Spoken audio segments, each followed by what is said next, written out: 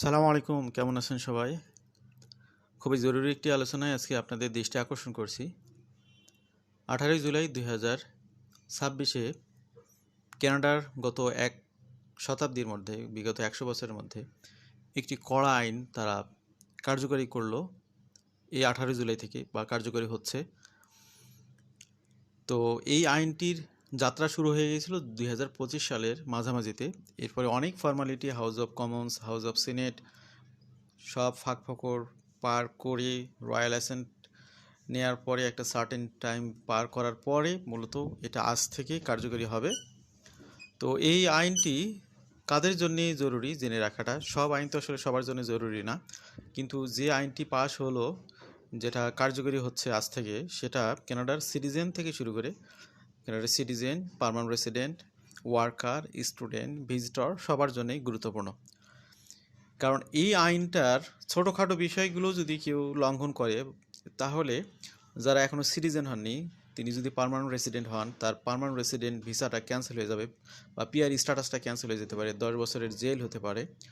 যারা স্টুডেন্ট কিংবা ওয়ার্কার হিসেবে আছেন, জাস্ট সিঙ্গেল নোটিশে তার স্ট্যাটাসটা ক্যান্সেল হবে, তাকে ডিপোর্ট করে দেবে কানাডা থেকে। ভিজিটর যারা আছেন তাদেরও দেখা গেলো যে ইনস্ট্যান্ট তাদেরকে ডিপোর্ট করে দিতে পারে। এই জন্য এই বিষয়টি মোটেও সিলি বিষয় না, গুরুত্বপূর্ণ, জেনে রাখাটা খুবই জরুরি। আপনারা জানেন যে কানাডা গভর্নমেন্ট ভিসা অ্যাপ্লিকেশন, বিশেষ করে পার্মানেন্ট রেসিডেন্ট ভিসার যদি কেউ আবেদন করে, তার পুলিশ ক্লিয়ারেন্সটা ম্যান্ডেটরি কালেক্ট করে। কী কারণে করে? যে ব্যক্তিকে তারা পার্মানেন্ট রেসিডেন্ট করতেছে, প্রকৃতপক্ষে তিনি লিগ্যাল স্ট্যাটাসগুলো মেনে চলেছেন কিনা। ইভেন আপনি পৃথিবীর কোনো একটা দেশে যদি 6 মাসে অধিক সময় ধরে স্টে করেন, তাহলে কানাডা গভর্নমেন্ট সেই দেশেরও পুলিশ ক্লিয়ারেন্স আপনাকে নিতে বাধ্য করে, বা সেখান থেকেও পুলিশ ক্লিয়ারেন্স আপনাকে দেখাতে হয়। এর একটাই কারণ হলো ল অ্যান্ড অর্ডার সিস্টেমে আপনার কোনো ব্যাড রেকর্ড আছে কিনা। এই ধরনের কোনো ব্যক্তিকে তারা সিটিজেন বা পিআর হোল্ডার করতে চায় না, এই কারণেই মূলত এই সিস্টেমগুলো করে। তো ইন্টারনাল কানাডাতে অনেক ধরনের সমস্যা হয়, রেসিজমের বিষয়গুলো ঘটে, ধর্মবিদ্বেষের ঘটনা ঘটে। বিশেষ করে কানাডাতে অনেক ধরনের ঘটনা ঘটে যেগুলোর 70% মুসলিম পিপলদেরকে অ্যাসল্ট করা হয় শুধুমাত্র ধর্মীয় কারণে। তো এই যে অকারণে মানুষকে হ্যারেস করা, এগুলোর কারণেই মূলত একটা প্রিভেন্টিভ ল কার্যকরী হচ্ছে আজ থেকে।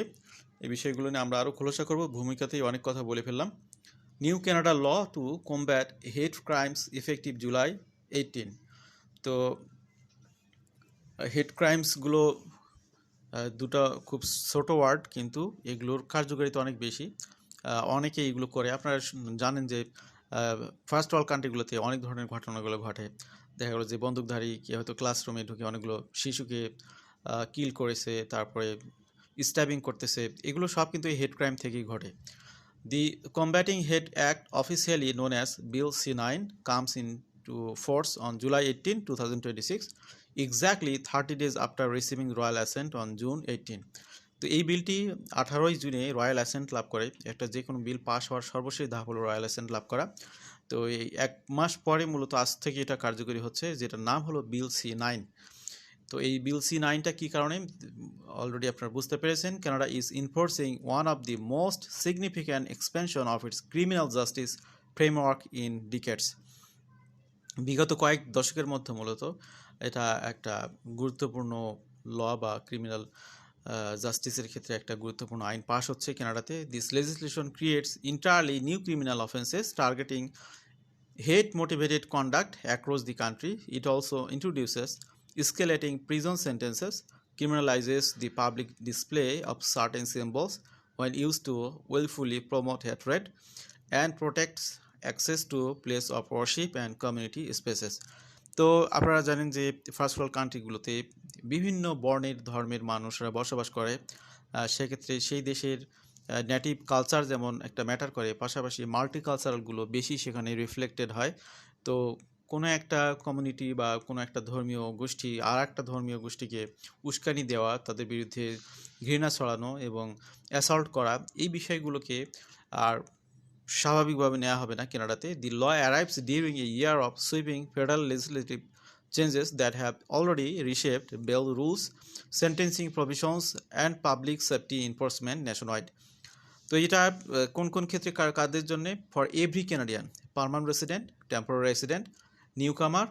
দি new law changes how hate motivated conduct is investigated, searched and punished under the criminal code.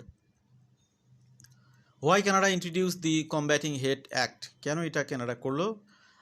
পুলিশের একটা রিপোর্টে কানাডা দেখলো 2018 সালের পর থেকে সেখানে 169% এখানে ক্রাইম বেড়ে গেছে, যেটা ডাবলের বেশি, যেখানে 4882টি ঘটনা ঘটেছে 2024 সালে। স্ট্যাটিস্টিক্স কানাডার তথ্য মতে এই তথ্যগুলো তারা কালেক্ট করেছে। বিশেষ করে এখানে এথনিক মাইনরিটিজের বিষয়গুলো, রিলিজিয়াস কমিউনিটিজের বিরুদ্ধে বিভিন্ন ধরনের সমস্যা তৈরি হয়। 2024 সালে 70% ক্রাইম ঘটেছে religion motivated hate crimes were directed Jewish communities, এবং হচ্ছে 17% টার্গেটেড মুসলিম পপুলেশনস এখানে এই ক্রাইমের শিকার হয়েছে।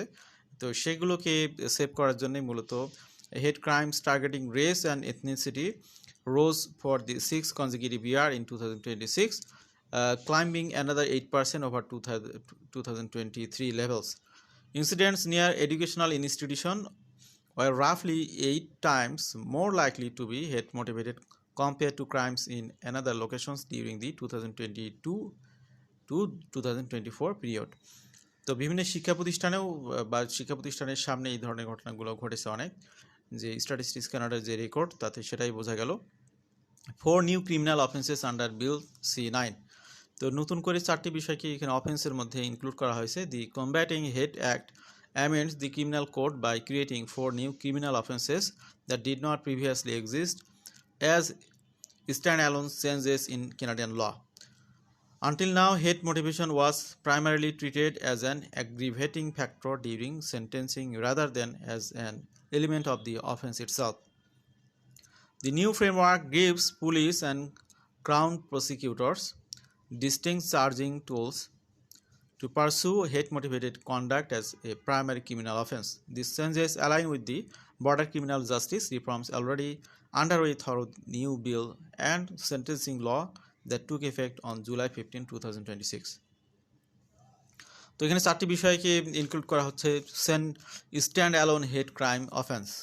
নাম্বার 1 হলো স্ট্যান্ড অ্যালোন হেট ক্রাইম অফেন্স। সেখানে বলা হচ্ছে the act creates A stand alone hate crime offense that applies when any federal criminal offense is motivated by hatred based on protected characteristics. Protected characteristics under this provision include race, national, ethnic origin, language, color, religion, sex, age, mental, physical disability, sexual orientation, and gender identity or expression. এই বিষয়গুলোকে এখানে include করা হয়েছে। Conduct that merely discredits humilities, hurts, or offends does not meet the threshold under the new statutory definition. Second যে বিষয়টি include করা হয়েছে intimidation at protected places. A new intimidation offense makes it a crime to engage in conduct intended to make someone afraid in order to prevent them from accessing protected places. যেমন কেউ যদি মসজিদে যেতে চায়, মুসলিম পিপলরা যাবে, দেখা গেলো যে মসজিদে যাওয়ার রাস্তায় এমন ধরনের কাজ করা যে তাদেরকে ভয় দেখানো, যেতে যাওয়ার ব্যাপারে নিরুৎসাহিত করা, এই ধরনের ঘটনাগুলো। Protected place include buildings primary use for religious warship, schools, community centers, cemeteries, and cultural institutions used by identifiable groups. This offense carries a maximum penalty of 10 years imprisonment on indictment or 2 years less a day on summary conviction. The provision was driven partly by incident where immigrants were targeted across multiple provinces and where places of worship were vandalized or struck by gunfire. Third যে বিষয়টি এখানে include করা হয়েছে obstruction of access to protected places. এটাও একটা নতুন include.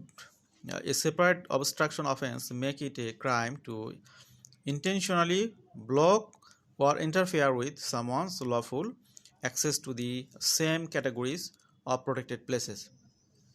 This includes deliberately blocking doors, driveways, roads, and entrance used to reach a religious or cultural center. The obstruction offense also carries a maximum penalty 10 years imprisonment or indictment or 2 years less a day for less serious proceedings. এখানে আপনার শাস্তিগুলো ঘোষণা করা হয়েছে। Statutory exception protects people who are at or near protected places solely for the purpose of obtaining or communicating information. তো অন্য person যারা সেটার সাথে যুক্ত না তাদের ব্যাপারে সেখানে সেই ধরনের বিষয়গুলোতে ছাড় দেওয়ার সুযোগ আছে। 4 নম্বর যে বিষয়টি ইনক্লুড করা হয়েছে, public display of hate and terrorism symbols. The Act creates a fifth hate propaganda offense for the willful promotion of hatred by publicly displaying certain terrorism and hate symbols. Prohibited symbols include those principally used by associated with listed terrorists in titles under the Criminal Code, the Nazi and the SS lightning bolts. During the Senate review, the nose was added to the list of prohibited symbols due to the documented association with anti-black licensing. This offense carries a maximum penalty of up to 2 years imprisonment.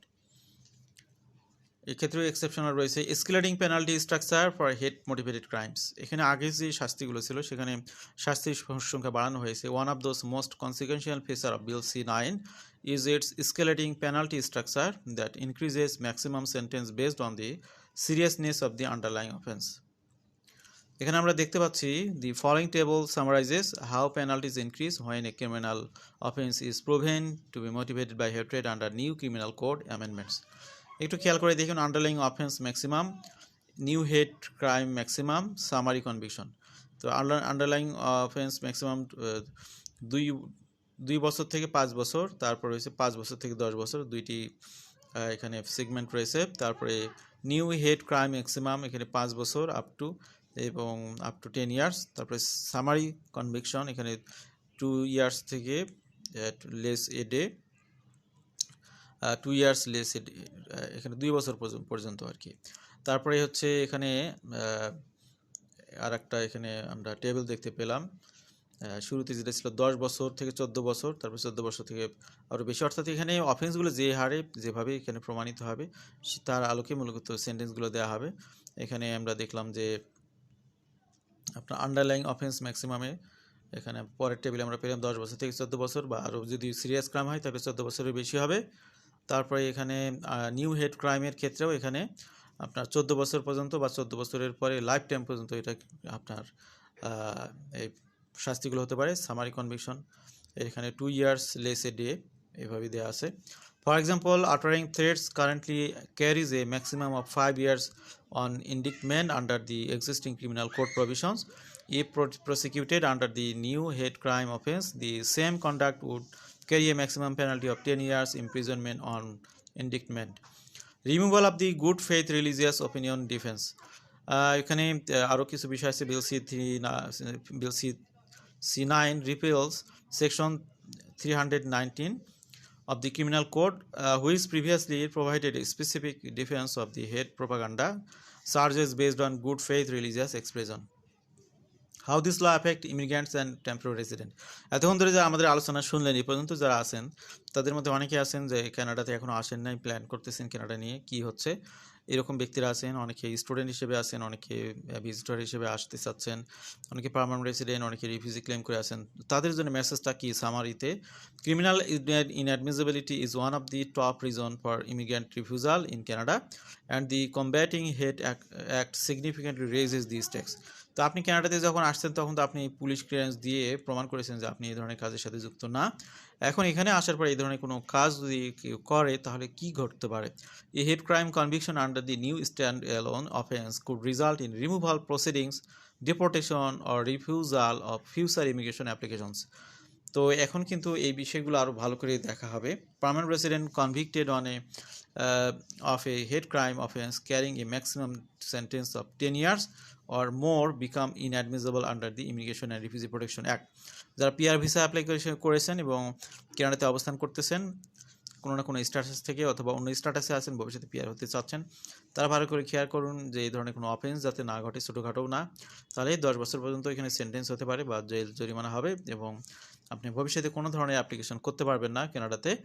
Temporary resident including work permit holders, international student and visitor visa holders, face 7 stricter consequences because a single criminal conviction can trigger removal.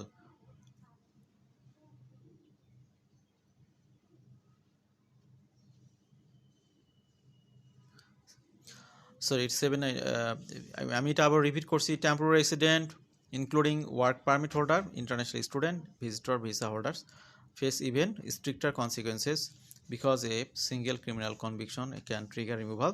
This law joins the broader set of immigration changes coming in July 2026 that collectively tighten the intersection between criminal law and immigration status in Canada.